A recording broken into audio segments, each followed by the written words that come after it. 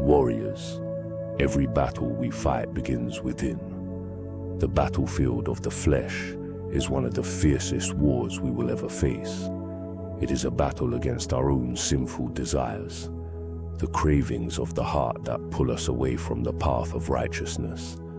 It is a battle where compromise is defeat and surrender to the flesh leads only to ruin.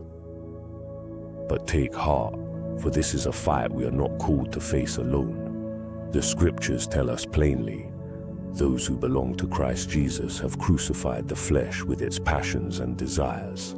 Galatians 5:24. Do you hear that, warriors? To belong to Christ is to declare war on the flesh. It is to put to death the old self, the selfish desires, the pride, the lusts, and all that stands in opposition to God's Spirit within us. The flesh is cunning, warriors. It promises pleasure but delivers pain.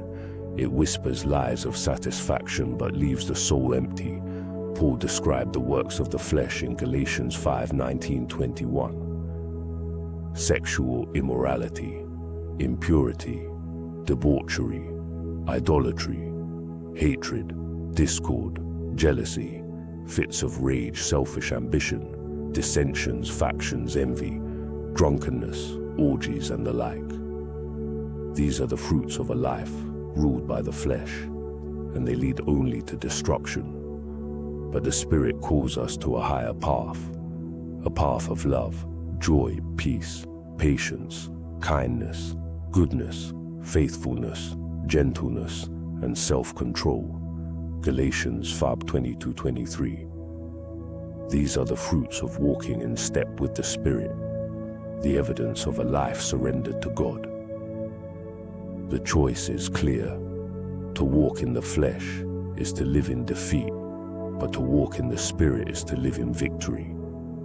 The battle against the flesh is not one we can win by our own strength. The flesh is too strong, too persistent, but through Christ we have the power to overcome. Paul reminds us, for if you live according to the flesh, you will die. But if by the Spirit you put to death the misdeeds of the body, you will live. In Romans 8:13. Through Christ we are no longer slaves to sin. We have been set free, but freedom does not mean the fight is over. It means we now have the strength to fight and win. When the flesh rises, when temptation strikes, we have the power of the Spirit within us to resist, to overcome, and to stand firm. How to fight the flesh? This is not a one-time battle. Every day you must choose to put the flesh to death. Take up your cross daily. Luke 9:23.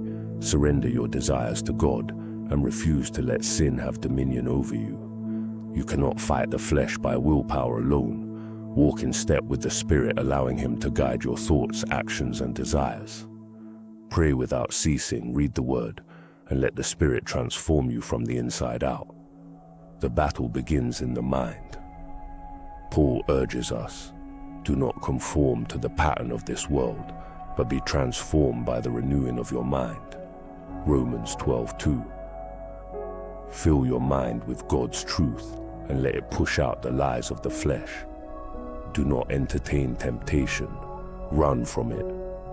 Whether it's lust, anger, or envy, do not give the flesh an inch. Like Joseph fleeing from Potiphar's wife, sometimes the best strategy is to run. Remember, the battle belongs to the Lord.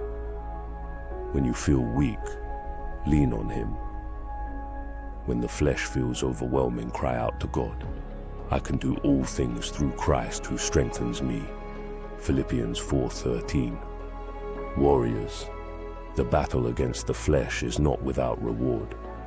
Every time you resist temptation, every time you choose righteousness over sin, you grow stronger in the Spirit.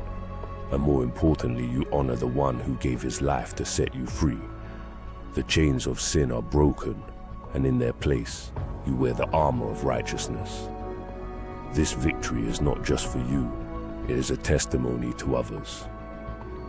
When you walk in the Spirit, the world sees the light of Christ shining through you.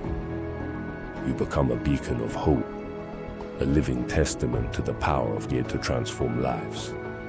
So I challenge you, warriors, fight the good fight against the flesh.